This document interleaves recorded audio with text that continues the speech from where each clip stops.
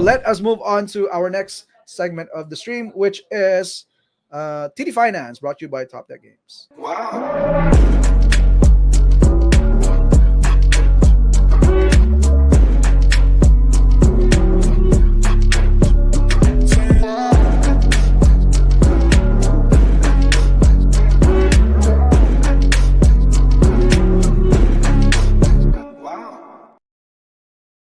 All right, Top Deck Finance, hashtag not your financial advice. Starting off with Standard Magic.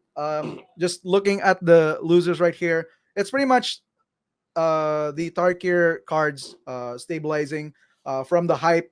We just saw like the initial price over the past few weeks. And then after spoilers, people are starting to wait out the hype. That's usually what happens. And then the prices drop. And then from there, people start buying, especially after events would happen or if there are upcoming events, and then people would figure out some decks that are going to be using the new cards. But let's look at the winners right now for this week, starting off with Terror of the Peaks from Outlaws of Thunder Junction. This is basically a reprinted card. It's a dragon, so which is why Tarkir is bringing a lot of hype into these cards. So already sitting at almost $26. And as you can see, some of these commander decks that are heavily dragon heavy are definitely going to need this card because it's super powerful, especially with Miriam, who also got spiked up after our TD Talks last week. When another token, non-token dragon enters the battlefield under your control, create a copy. That's a token, except it's not legendary if that dragon is legendary. So very powerful Timor. The reason for the spike was there was no reprint when they revealed the Timor pre-con deck for Tarkir. And then, of course, you have the Or Dragon, a very popular dragon card or commander in Magic right now. I believe it's not even reprinted as well. This is the latest reprint from Commander Masters, if I'm not mistaken. And of course, if you're a big fan of jank decks, Gruul Calamity is still a deck, I would say, in that format. So just by cheating all your big creatures, whether it's the Carnosaur or the Terror of the Peaks, just to finish off your opponent, Calamity is like right there, just to close out games very quick. Up next, we have Italy Primal Conqueror from March of the Machines. The G Bros are gonna need a bunch of water because they're dying. So it's not a dragon, but it's a dinosaur. It's already sitting at $17. If you look at the lowest price right there, it used to be at $6. So if you've gotten the card at this price, then it's a steal for you. Especially it could go a heck of a lot higher in the next couple of months, especially when this card rotates out of standard and then supplies run out. This is just a very powerful commander. But it's still currently used in standard. As you can see, Rakdos Breach is still a pretty cool deck to play in your local game store. And by breach, I mean breach the multiverse, not the ban card. We just had a ban list. The reason for not having discussion with the ban list is it's a pretty mediocre ban list. Like no changes in standard. Underworld Breach was banned. We can move on, right? So everyone's happy. So, and of course in Commander, you got Pantlaza and Gishat. These are popular dinosaur decks that are running in Commander right now. So that's pretty much why the card is spiking up in value.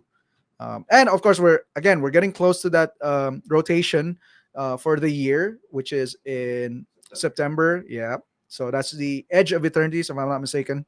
So be sure to hold on to those cards. And one thing to hold on is Stock Up from Aether Drift. It's already sitting at $6 for an uncommon. So this is getting Veil of Summer vibes for me, because last time Veil of Summer was legal in standard, it shot up to like $7 to $10. That's pretty insane for an uncommon.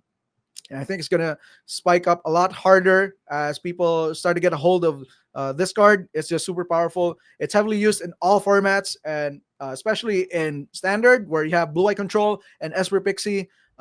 Taking advantage of this card, and Vintage as well. If you're a big fan of Paradoxical Outcome, it's a very powerful combo deck where you just cheat, or rather just play all your Moxes, all your rocks, and then just bounce them back with Paradoxical Outcome, and then just replay them again. draw a bunch of cards, draw your entire deck if you want to. So that's pretty much why it's very powerful, because you can just find your combo pieces with Stock Up himself. And of course, the sealed product for the week is Wilds of Eldraine Collector Booster. If you haven't noticed, this card, or rather, this box has been sitting for 350 for quite some time. Now it crept up to like 400 within the past couple of months, and then recently someone tried to sell it for $1,000. I think it's still listed as $1,000 in one of the local game stores, which is insane. But this is basically telling us that the market has run dry for this product. And the reason for that is because there's a lot of chaseable cards in the collector boosters. You have the confetti foils from Wilds of Eldraine, Rhystic Study, Smothering Tide, and Necropotence. These are very powerful cards in Magic, especially in Commander.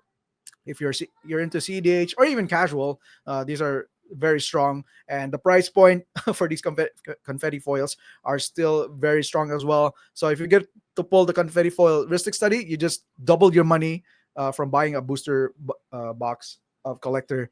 So that's why the price is going a lot higher. It could even maybe sit up to like 500, 600 in the next couple of months, as we see a lot of dry supply with this seal product. So there you have it. That's the uh, market watch for Magic. Let's move on to One Piece and Cardfight Vanguard. Yeah, thank you very much, Gerson. And just a segue, my favorite art of Smothering Tide is the new one from SpongeBob. Mr. Yeah, Krabs he is also the got best reprinted. version. But yeah, here we go with. Speaking of Mr. Krabs and money, we are talking about here One Piece TCG, starting with Katakuri from OP11. The and this card, blocker, end of turn, set up two of your Big Mom Pirates type characters with a cost of three or more as active, and then add up to one Dawn card from your Dawn deck and rest it. So this card is going up to around 200 to 250 pesos because it's being used as a tech card in every version of Purple, being a big early drop and of course a blocker that untaps itself every turn. Hence the current pumping price because of the current rise of aggro decks such as Zoro. Next is Useless Captain Kid from OP01. Look at that. 10 yen. That is super cheap. So, Dawn times one opponent's turn. If this character is rested, your opponent cannot attack any card other than the character Useless Captain Kid and then activate main. Once per turn, you may rest this character, play up to one character with the cost of 3 or less from your hand. So, this card was once touted as a very problematic card in the metagame. However, post OP11 and of course post ban list, the card is losing steam as the big purple decks are once again rampant and can easily overpower Kid through pure pressure with multiple big bodies. So it used to be a very strong deck. A lot of people were even complaining to ban it during OP10. I think OP10 or was it EBO2. And now you can see it's back to 10 yen. So nobody is caring about this card anymore. And last is Gum Gum Jet Gatling OPO3. This is just a rare card that is currently around 300 yen or 150 pesos or 200 pesos. So counter, you may trash one card from your hand up to one of your leader or characters gains plus 3,000 during this battle, and trigger add up to one card from your Dawn deck and set it active. This is a free event counter for the dominant purple decks, being a zero cost. And then the last printing was a year ago, hence a low supply and high demand because, of course, purple is once again dominating the meta. So yeah, time for card fight banger. Almost in one piece. Okay, here we go. First card is Glory Maker. Recent reveals have confirmed that Die Kaiser will be releasing in DC BT09, and people are picking up their own pieces in preparation for its upcoming release. It might be smart to wait for a bit before picking up your own set, as DCBT06 is the current set for this format, and the next set, DBCT07, will be released later this month. So you have at least 1 month for the for boxes to be opened and pieces to be sold. So that's why don't pick it up while it's still hype. Next year is Firelord. On March 28th, Bushiroad JP released a ban list wherein they limited this card to one copy. Bushiroad EN then released a statement that they will also release an updated ban list on 31 March. Due to this, people were panic selling their cards, thinking that Bushiroad might preemptively hit this card in time for Worlds because people thought that Bushiroad might not want to see Bav's mirrors during the Worlds tournament. But the 31 March ban list came and went. It was mostly premium bands. So people now are also panic buying again because people want because people are preparing their own decks for Worlds and BSF, especially the competitors. Lastly, here is Aesthesis X Live Kyrie. It has been a semi popular mid tier deck in the meta for a while, and it has been revealed it will be getting upcoming support in DZBT08. Current price surge is due to hype, but it might be a good idea to invest early into the deck as it is one of those decks that it only needs 1 to 2 cards to start being good. So, if you really like this kind of deck or if you really like to play LM, I suggest you buy this card now before they reveal the new set, and then this might surge up to at least $50 each. So Yeah. that's it for Vanguard. Wow, $50 for this card. That would be something. All right. So, all right, let's move on to the next segment of the stream, which is top deck of the week.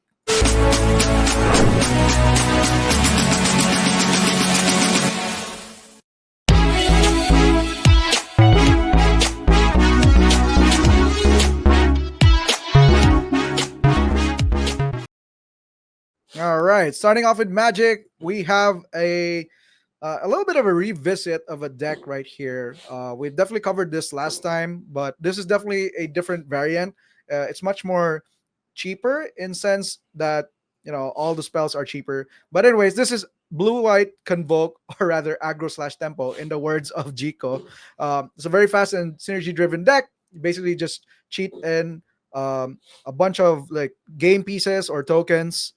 Right here, you got the Spyglass Siren, the Novice Inspector, and then you have the Warden of the Inner Sky and Regal Bunnycorn as your payoffs, and then you have the Mockingbird as your flexible extra like 8 copies for all of your creatures in the deck. So the goal is to flood the board and then make your Wardens and Regal Bunnycorns very big, too big for your opponents to deal with, and then you just out tempo them with these powerful cards such as Shard Mage's Rescue, No More Lies, your main counter spell in the deck, and then you have Sheltered by Ghost as your removal because you have a bunch of creatures in the deck that you flood in the board, and then you have the Curiosity to fill up your cards as the game drags on a bit further. So the goal is to get the Warden to 3 counters as quickly as possible, and that's definitely possible with the Inspector and the Sirens making a bunch of clues and map tokens. And then of course the Bunnycorn will just be a big creature along the way. So that's the game plan. Pros and cons. Very explosive start with early pressure. It's not exactly Convoke, but it's reminiscent of the actual Convoke deck, like the Boros slash Jeskai Convoke, where you cheat in Eos.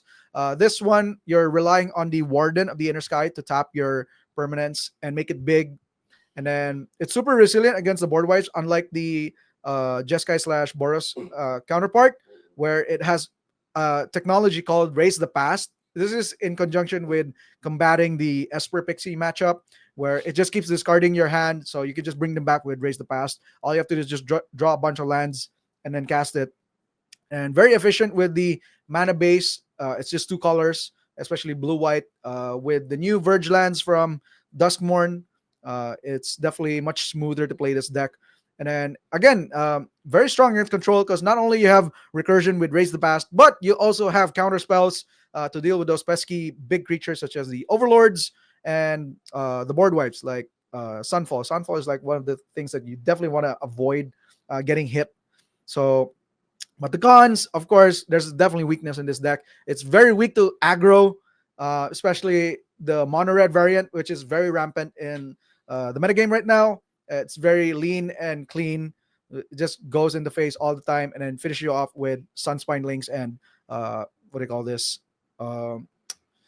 Screaming Nemesis. Totally forgot about that card. Relies on board presence and struggle when facing repeated board wipes. So if your blue-white control decks are very lucky with like 3 or 4 board wipes and successive turns, then you might as well go to game 2 because that guy's super lucky.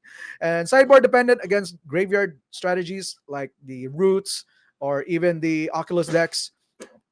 or even the enchantment heavy decks such as the domain. Domain is still a very problematic matchup. It's quite difficult unless you could definitely have a well-timed counter spell or protection for your permanents or your creatures. Then you're definitely gonna have a hard time against those decks. So, final thoughts. Very fantastic option for Blue White Convoke to be chosen. As we saw, Jico ran this deck last weekend in the store champs. He got second place, which is well deserved, and its ability to develop an early board while keeping up interaction makes it a very strong contender in the current standard metagame. So yeah, it used to be playing cards like Zotic, Glyph, where you get to turn your artifacts into 5/4 creatures, golems, and then just recur them when the glyph dies. So this one is much more easier to cast on the curve because you just have a bunch of 1 and 2 drops. Your only 4 drop is pretty much Raise the Past and Enduring Curiosity, which are all very powerful cards. So if you're a big fan of blue white aggro decks or even tempo, it sort of has that package in the deck. This is the deck for you to play. So, and this deck list was taken from the MTGO standard last chance events where you get 5-0. I think you could qualify for a special event.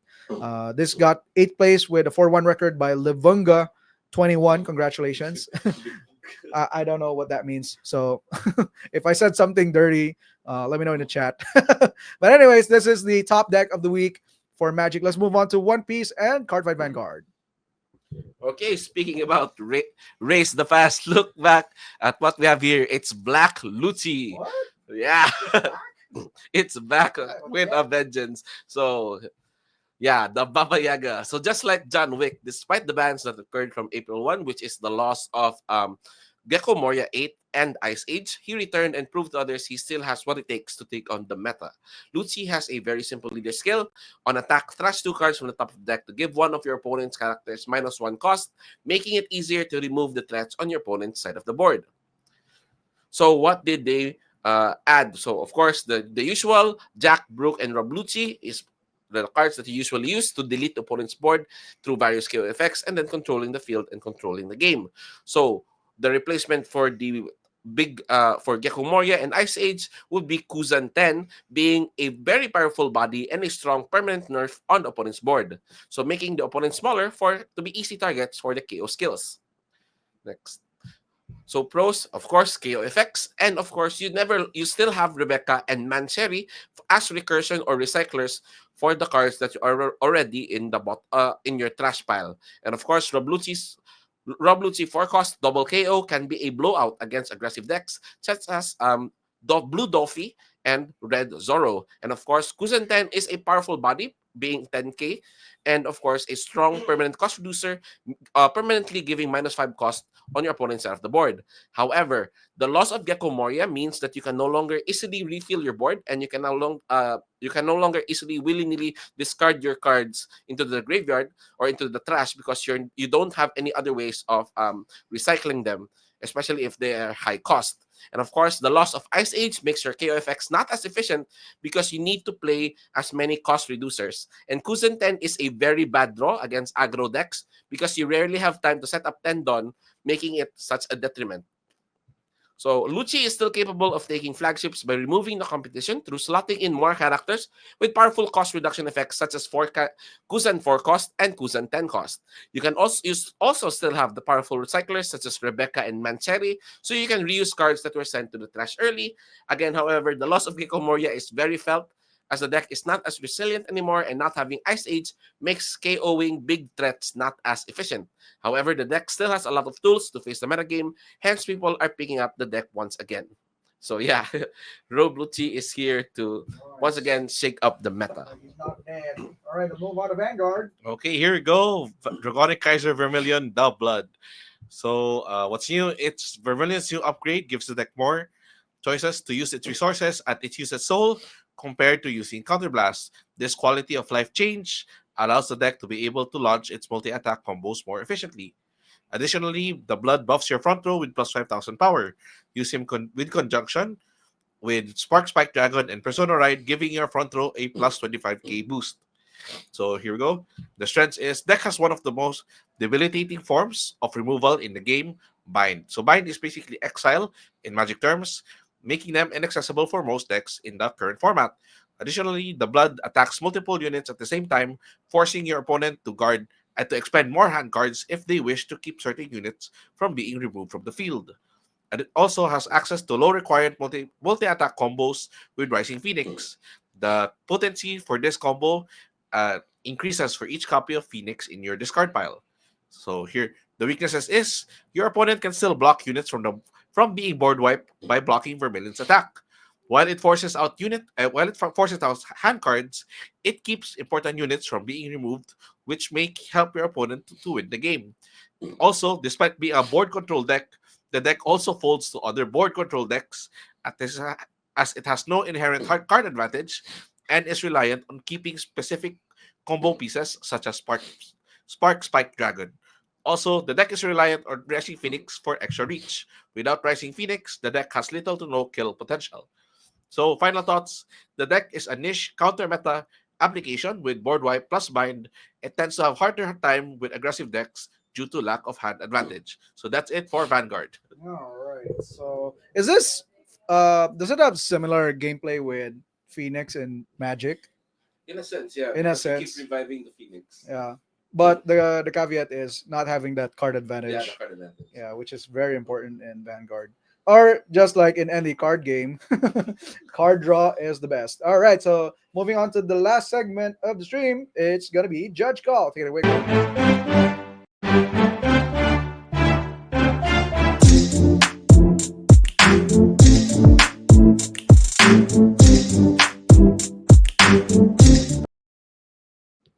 All right, thank you for that, Carlo G. Let's move on to Magic the Gathering, starting off with a very interesting um, judge call, but it's I would say it's kind of simple. You could get thrown off by how the wordings of these judge calls happen. So, starting off with Jim casting officious interrogation from Murders at Karlov Manor that says choose any number of target players, investigate X times where X is the number of creatures those players control.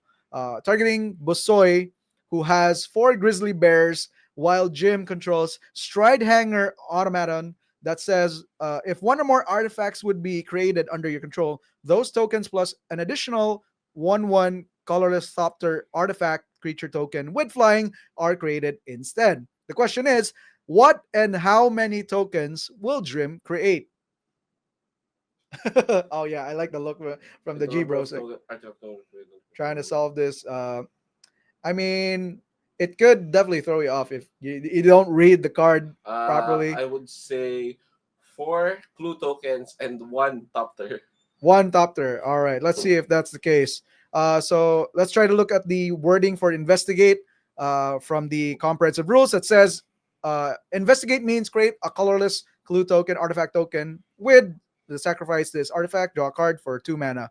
So investigate has an individual instance Oh, of yeah, creating yeah, a makes clue sense. token, which will be replaced with Stride Hangers Automaton's replacement effect. So therefore, Jim creates 4 clue and 4 Thopter tokens. Because So it's investigate 4 times. yeah. not- So yes, that would make sense. The only instance where this would not be the case is if there were cards that would say something like Spell Swindle, Mm. where create 4 tokens. create So instead of investigate, it would actually have only one instance of creating a token. Yeah. So that's the only time where it will only replace once. This one is replacing all the investigate effects. Because if you look at the wordings of officious interrogation, it says investigate X times. So which means you have to repeatedly do the effect. Yeah. So yeah, it kind of gets tricky once you get it wrong. So that's my judge call for today or this week. Let's move on to One Piece and Cardfight Vanguard. Okay, another math question here. Ives is using Usopp OP10-042 as his leader, which says all of your Dressrosa type characters with a cost of 2 or more gains +1 cost. Busoy plays Churu OP02-106, targeting the Hadsrudin, which is 6 cost, on Ives's field. Busoy then targets -1 Don to Isho. So Churu says on play, give one of your opponent's characters -2 cost during this turn, and Isho says, on your turn, give all of your opponent's characters -3 cost when you attach one Don. How much is Hadrian's cost after all effects resolve? Oh, okay, okay. Let me think. Let me think. Hadruddin is Is 6. So that's -2. That's 4. Then it's -3, 1. Um, but he has +1. So I would say 7, 6, 5, 4, 3, 2. I would say 2. 2. Okay, let's see. So, that's a very new ruling here from the rule book, which says for 8-1-4-2 continuous effects or effect refer to effects that continue to affect the game for a specified duration, which is the example here is Churu, and 8-1-3-3-5 is a permanent effect that affects the game. If a permanent effect affects its own impact on the game or another permanent effect, the following order is used to process the changes, taking into account any continuous effects that have already been resolved. So there are 2 permanent effects here, which is from Usopp and from Isho. So the answer here is first, Usopp's permanent effect is always active.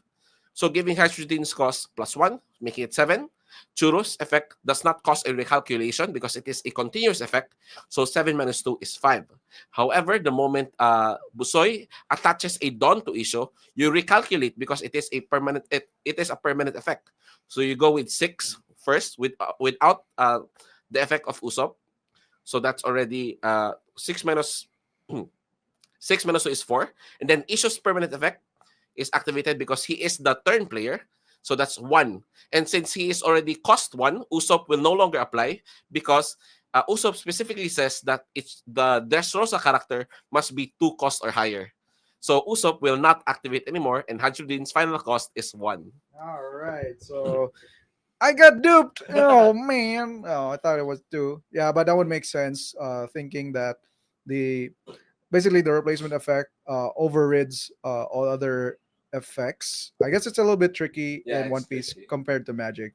I mean, Magic is also tricky. But anyways, let's move on to Card Fight Vanguard. Take it away, G bro. Okay, so Vince has shell breaking wings, Momoke, which is imprisoned in his opponent's prison. Momoke says this card cannot be called to rear other than by this card's ability.